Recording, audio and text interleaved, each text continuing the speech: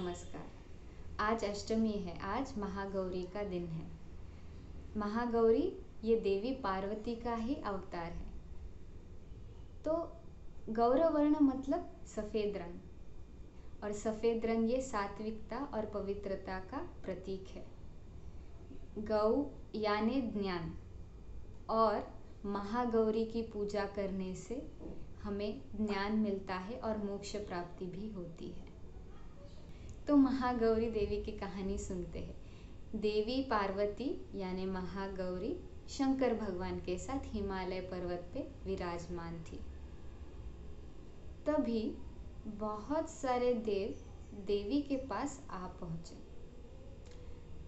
उन्होंने शुंभ निशुंभ के बारे में देवी को बताया। शुंभ निशुंभ जो दैत्य थे, उन्होंने बहुत सारे अत्याचार देवताओं पे किए थे। ये जो अत्याचार है, ये सुन के महागौरी को बहुत दया आई। देवी के दया से उनके शरीर के कोशों में परिवर्तन होने लगा, और ये कोशों से माता कौशिकी बाहर आई। कौशिकी यानी देवी के कोशों से बनी हुई देवी। तो जब माता कौशिकी बाहर आई, तब सारा जो उजाला था वो माता कौशिकी में चला गया, और सिर्फ देवी पार्वती में अंधेरा बचा। इसलिए देवी पार्वती का जो रूप था वो कालरात्रि में परिवर्तित हो गया। तो इस तरह देवी पार्वती से दो स्वरूप बाहर निकले।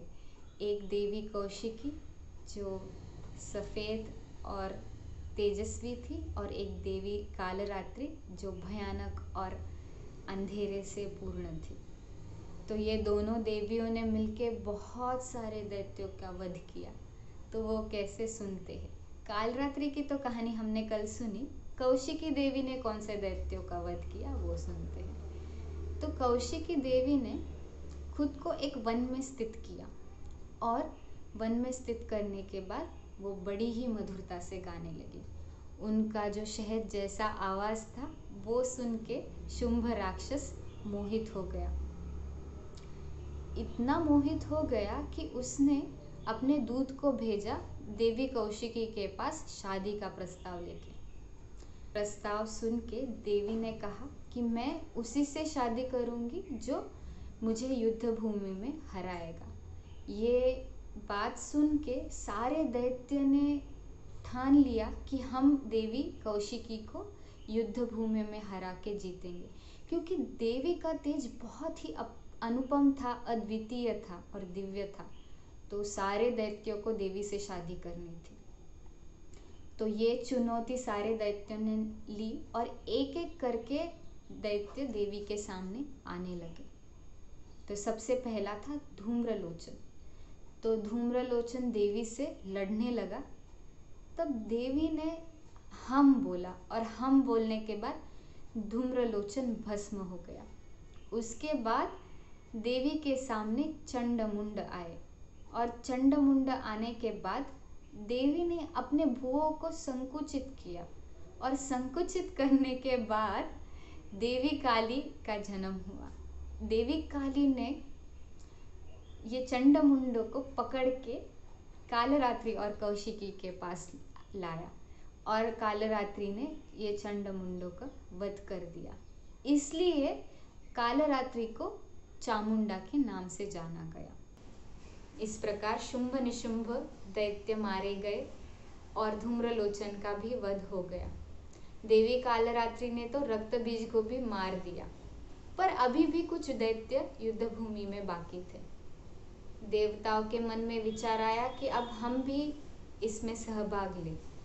तो हर एक देव से एक देवी शक्ति प्रकट हुई। ब्रह्म भगवान से ब्राह्मी प्रकट हुई। ब्राह्मी ने सफ़ेद साड़ी पहनी थी, और एक हाथ में कमल पुष्प और एक हाथ में कमंडल था। ब्राह्मी देवी ने कमंडल में से जो पानी था वो पूरे युद्ध भूमि में छिड़का। उससे असुरों की शक्ति कम हो गई। विष्णु भगवान से वैष्णवी देवी बाहर आई। देवी ने पीले रंग की साड़ी पहनी थी, और गरुड़ पे सवार होके वे आई।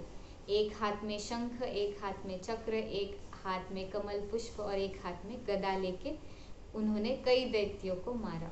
शंकर भगवान से माहेश्वरी बाहर आई तो उनके सिर पे भगवान जैसे अर्धचंद्र था और एक हाथ में सांप और एक हाथ में त्रिशूल था।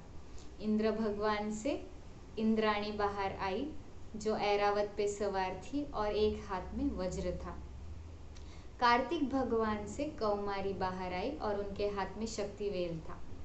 और वाराही वराह भगवान से बाहर आई।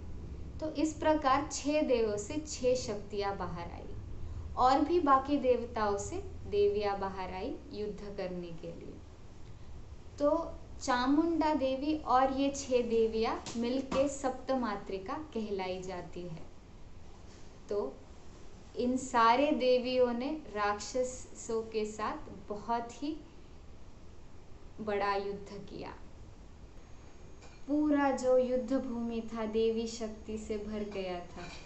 सारे जो असुर है वो देवियों से घेर चुके थे। दैत्यों को पता चल गया कि अब वो युद्ध में हार गए हैं।